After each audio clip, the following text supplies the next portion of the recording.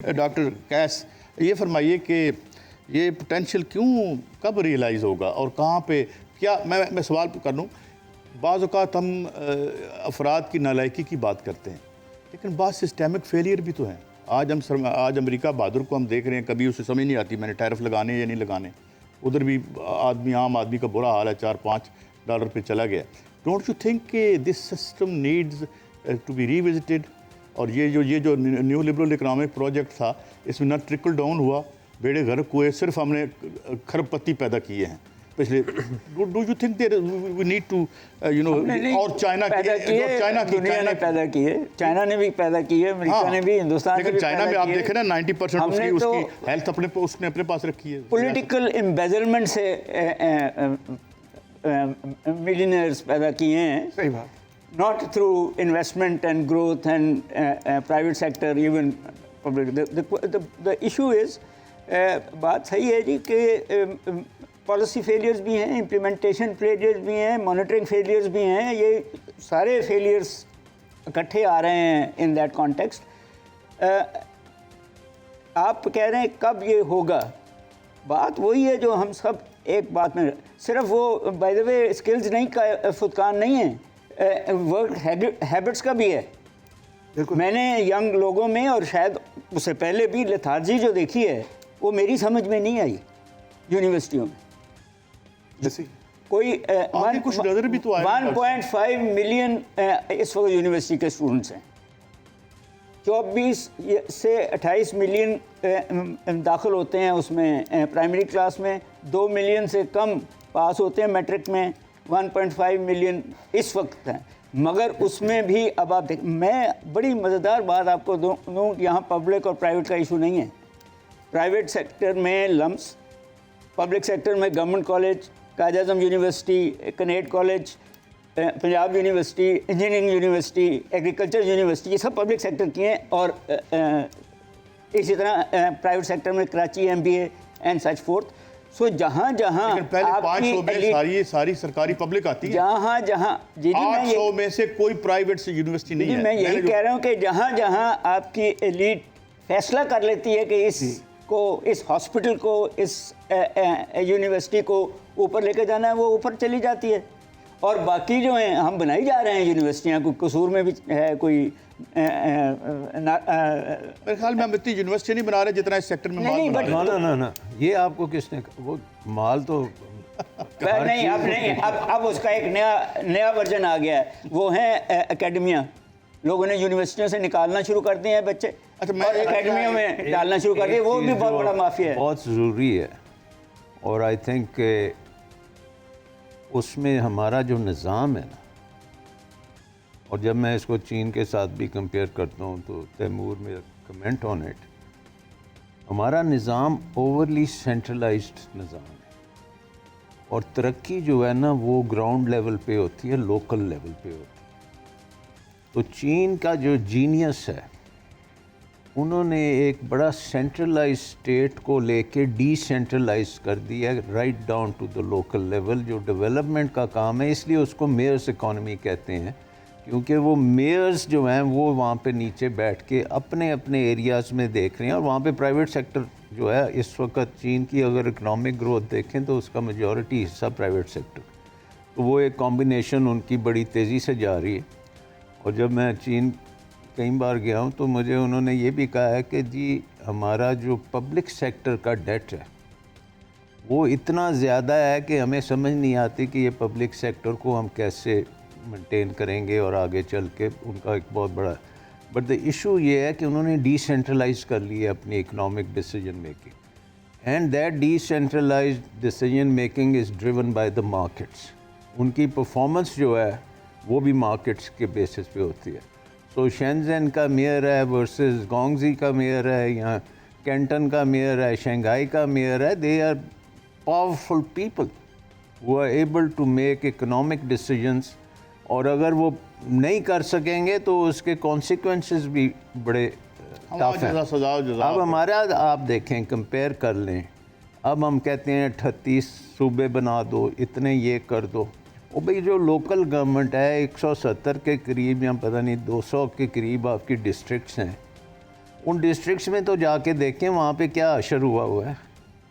वहाँ पे deputy commissioner हर काम करता है, वो बादशाह है उस जगह का, एक्सेप्ट इकोनॉमिक्स में वो हर्डल्स के बगैर और कुछ काम नहीं करता। अगर आप डिस्ट्रिक्ट में चले जाएं वहाँ पे होगा जी ये इंडस्ट्रियल जोन है इस डिस्ट्रिक्ट का, कभी किसी ने नहीं पूछा यार इस इंडस्ट्रियल जोन में कोई फैसिलिटीज़ भी हैं, ये किसके कहने पे बनाया था, क्या वहाँ पे कोई लोग आ रहे हैं जा रहे हैं, उनकी ट्रांजैक्शंस हो रही हैं नहीं हो रही।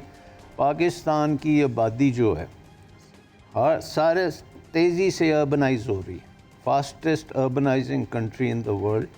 उसका मतलब ये है कि रूरल एरिया जो इस वक्त 60% के करीब है वो अगले 2050 तक वो तकरीबन 25% रह जाएगा और अर्बन एरिया 75 से 80% हो जाएगा। तो किधर हैं वो शहर जिनमें हम इन्वेस्ट कर रहे हैं, उनकी इंफ्रास्ट्रक्चर बेहतर कर रहे हैं, उनको गवर्नेंस सिखा रहे हैं कि भाई बच्चों अपने खुद करो। आप चले जाएं गुजरांवाला में, पंखा जो हमने 1950 में बनाया था वो अभी तक चल रहा है, उसी के ऊपर ही हमने वही शक्ल चीन से पंखा आप मंगाएंगे 50% प्रोटेक्शन उसको मिलेगी। यानी कि लोकल प्लेयर को अगर वो 10 रुपये में चीन से आता है तो लोकल प्लेयर 15 रुपये का बेच सकता है और फिर भी वो चीज़ नहीं बनाएगा जो चीन वाला बनाता। सो प्रोटेक्शन आपने दी हुई है, but at the local level ना उसकी ट्रेनिंग है, ना वहाँ पे स्कूल्स हैं, ना सड़कें हैं।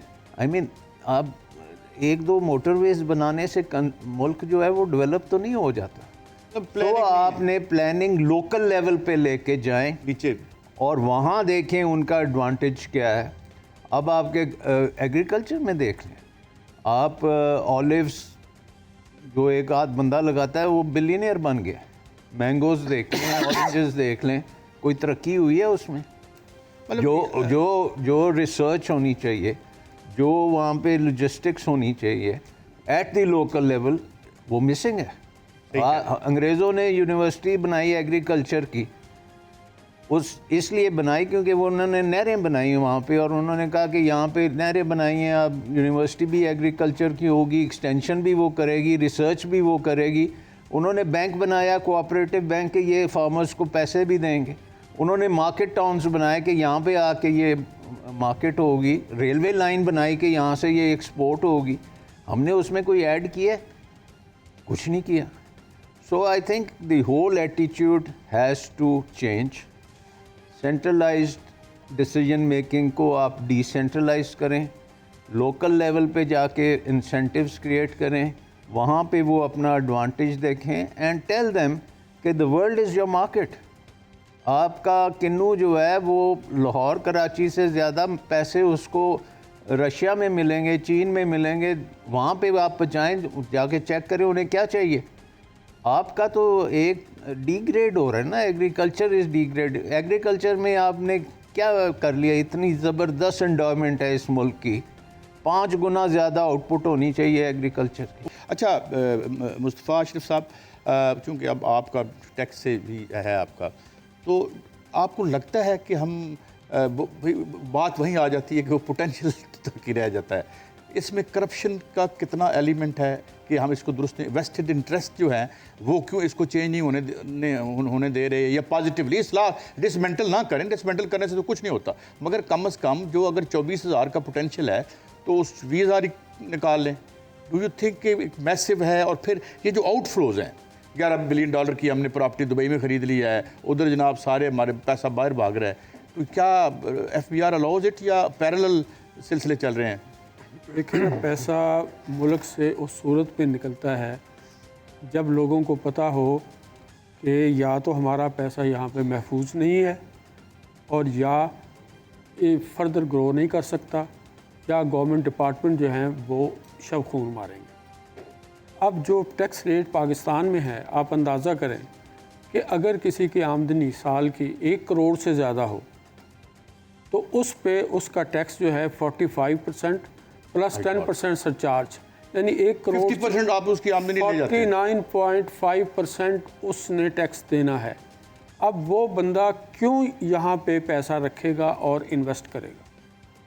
आपने करप्शन की बात की, ये हम कई सालों से देख रहे हैं, ये डे बाय डे इंक्रीज़ कर रही है, बढ़ रही है। ये बढ़ रही है। ये बढ़ती जब है तो उसकी कुछ वजूहात हैं। एडमिनिस्ट्रेटिव कंट्रोल की वीकनेस तो है ही है, उसके अलावा जब आपके टैक्स रेट ज़्यादा होंगे, जब डिपार्टमेंट की हाई हैंडेडनेस होगी, तो लोग चोरी करेंगे। आप करोड़ में से 50 लाख आप लेके जा रहे हैं, बिल्कुल तो वो आप इंसेंटिव चोरी का रख रहे हैं। हाँ बिल्कुल ऐसे ही करते हैं लोग। ये जो आप सुन रहे हैं कि यहाँ से पैसा निकल के बाहर जाके दुबई में प्रॉपर्टी ख़रीद रहा है, ये पिछले 3-4 साल से ये बहुत ज़्यादा तेज़ी के साथ हुआ है। उसकी एक वजह तो हाई टैक्स रेट है, दूसरी ये कि यहाँ पे जो प्रॉपर्टी सेल परचेज़ है उस पे बड़ी हैवी किस्म की टैक्सेशन है। आज भी अगर आप कोई प्रॉपर्टी बेचे, बेशक वो 20 साल पुरानी हो, जिस पे अदरवाइज़ आपको कोई टैक्स नहीं लगता, लेकिन अगर आप फाइलर हैं तो आपको 4.5% टैक्स लगेगा। आप देखें, फाइलर को ज़्यादा टैक्स लगेगा? नहीं, फाइलर को 4.5 लगेगा, नॉन फाइलर को तो 10-11% लगता है, लेट फाइलर को भी 7.5% लगता है। लेट फाइलर क्या होता है? लेट फाइलर का मतलब ये होता है कि अभी रिटर्न फाइल करने की एक डेट होगी 30 सितंबर या अक्टूबर, उसके अंदर अंदर करें, अगर उसके बाद डेट गुजरने के बाद कोई रिटर्न फाइल आप करता है तो फाइलर उसको हम लेट फाइलर कहते हैं। सबसे थोड़ा टैक्स जो है वो फाइलर का है, उससे ज़्यादा जो है वो लेट फाइलर का है, और उससे भी ज़्यादा जो है वो नॉन फाइलर का है। अब इतना ज़्यादा टैक्स अगर फाइलर ही हो और 4.5% उसका कट जाए, 1 करोड़ पे 4.5 लाख, ये उस प्रॉपर्टी पे है जो उसके पास 20-30 साल पुरानी है, और इस पे जो गेन उसको हो रहा है वो भी एग्जम्प्ट है। उसके लिए ये क्यों ये टैक्स जो है विदहोल्ड हो रहा है, और फिर उसको रिफंड भी बाद में नहीं मिलना। उसको कहते हैं एडजस्ट करा लें आप किसी और इनकम के अगेंस्ट। अगर उसकी कोई और इनकम नहीं है तो फिर वो क्या करे? तो लोग जो इस तरह के कवानीन हैं वो बेशक सेल पे हों या परचेज़ ऑफ प्रॉपर्टी पे हों, वो लोग इस टैक्स के डर से पैसा जो है बाहर जाके वहाँ पे इन्वेस्ट कर रहे हैं जहाँ पे टैक्स कोई नहीं है प्रॉपर्टी पे। ठीक। अब आप देखें कि इस बजट में जो प्रॉपर्टी माफिया है वो प्रिवेल कर रहा है। अब जो हम सुन रहे हैं कि प्रॉपर्टी की सेल परचेज पे टैक्स कम हो रहा है, और एक और जो बड़ी चीज़, माफिया क्यों बन जाता है? माफिया, हम जब भी डिसेंट्रलाइज करना चाहिए, डॉक्टर साहब से मैं एग्री करता जी, जी। हूँ। अगर आपने जो जब डीरेगुलेट किया जिस सेक्टर को, चीनी माफिया, जमीन हाउसिंग सोसाइटी माफिया, ये क्या है? Is it fundamental to capitalism? देखें, माफिया कवानीन ने बना दिया उसको। मैं 1-2 मिसालें देता हूँ। आपके मुल्क में प्रॉपर्टी के 3 रेट हैं। एक डीसी रेट है जिस पर सूबाई टैक्स है, एक FBR रेट है जिस पर फेडरल गवर्नमेंट का टैक्स है, और एक मार्केट रेट है। अब लोग करते क्या हैं? FBR कहता है कि अगर FBR रेट मुझे डिक्लेयर कर दो, 50 करोड़ की प्रॉपर्टी का FBR रेट अगर 10 करोड़ बता दो तो FBR नहीं पूछेगा। तो वो करते क्या है कि जनाब उतने पैसे थ्रू पे आर्डर देते हैं जितने पैसे FBR रेट के मुताबिक होते हैं, बाकी पैसे कैश देते हैं।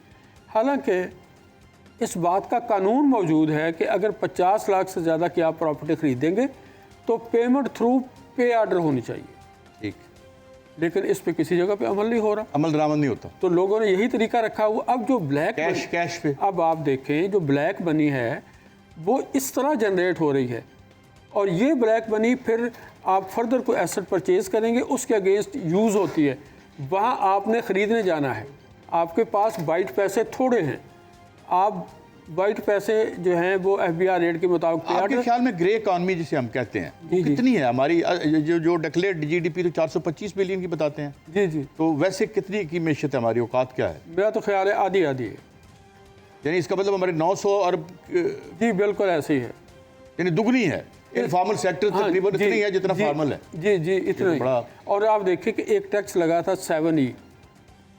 अब सुप्रीम कोर्ट में कॉन्स्टिट्यूशन बेंच ने इसको अनलॉफुल डिक्लेयर किया। इस चीज़ को? वो 1% टैक्स था, उसको 7E कहते थे, ऑन सेल ऑफ प्रॉपर्टी।